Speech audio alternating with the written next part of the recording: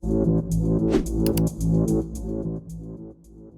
in a kind of a unique time right now with this year. 2024 is what I'm talking about.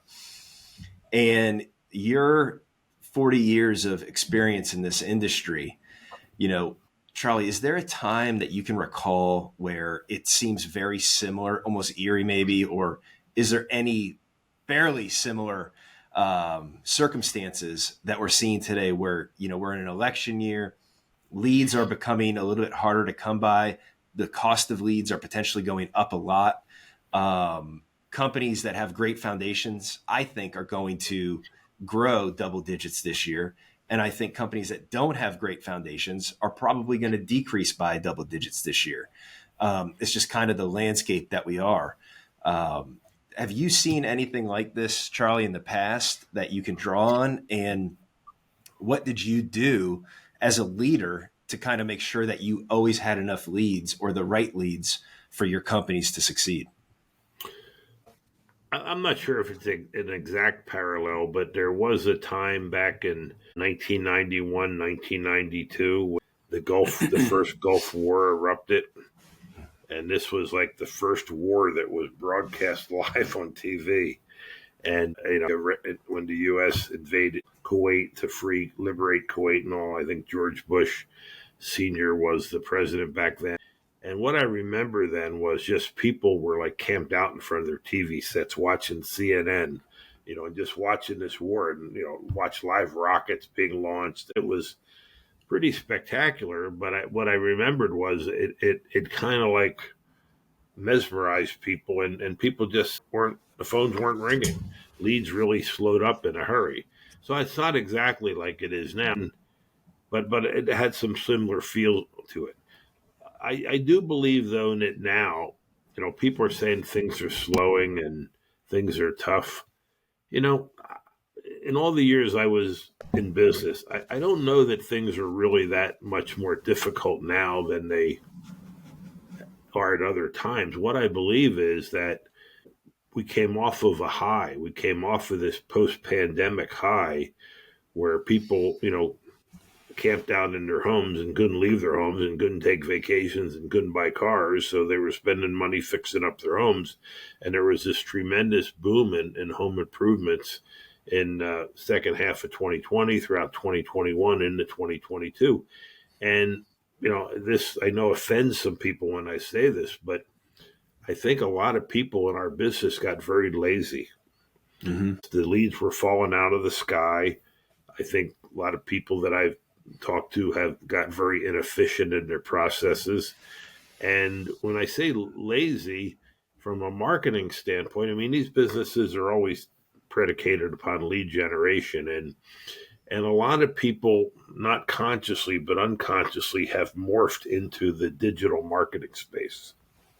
So now, they've invested in SEO to optimize their website. They've got a company they're working with to manage their, Google AdWords or pay-per-click campaigns. They're buying some leads from lead aggregators. And that's kind of the extent of their marketing. They've abandoned, not consciously, probably unconsciously, they've abandoned a lot of the traditional tried and true marketing that still works. I mean, my last year in business, direct mail was our number one lead source. I mean, despite all the other things we did, direct mail was still the number one lead source. Direct mail still works. I mean, there's all kind of different types of direct mail, but first thing is you got to commit to doing it, and then you got to do it well.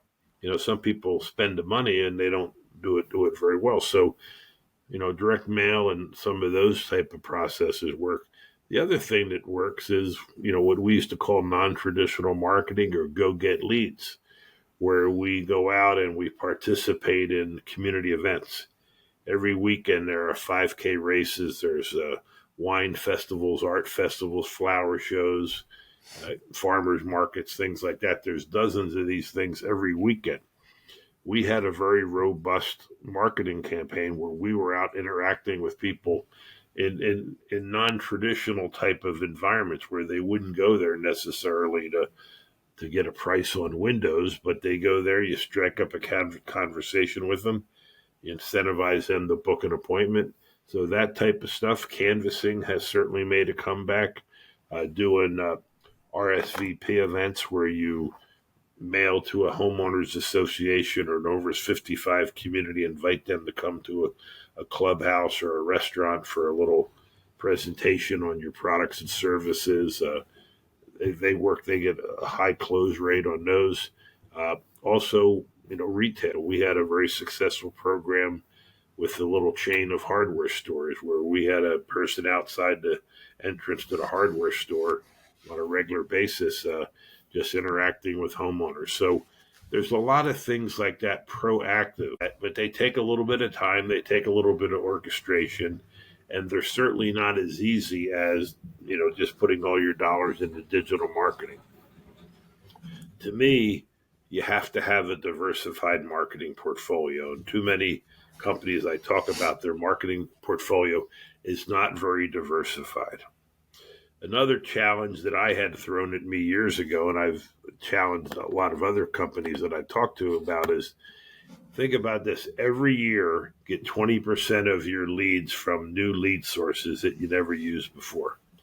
20% of your leads from new, and people say, well, that's impossible. Well, it's not impossible. It's a challenge. It's not easy to do. And it's really not easy to do in the second and third and fourth year, but it really gets you outside of your box thinking. So diversified marketing portfolio, new lead sources, also spending enough money. Many companies I talk to, most companies are not spending too much money. In my opinion, are not spending enough money on their marketing. Companies are spending 6, 7, 8, 9%. In most cases, I don't think that's enough. I think you need to spend 10, 12, 13, 14, 15%. Yeah. And also you need to spend it wisely. Just spending it alone does not accomplish the goal. You got to spend it wisely. You got to track it. You got to really know your numbers. And the other thing is that you got to build your marketing expense into your selling price. So ultimately your customers pay for your marketing. You don't pay for it. And from my experience, if you look at most markets, the market leader in every market is usually the company that has the biggest marketing budget and also charges the highest prices. Yep. So, and the guys that spend enough, generally, they reap what they sow.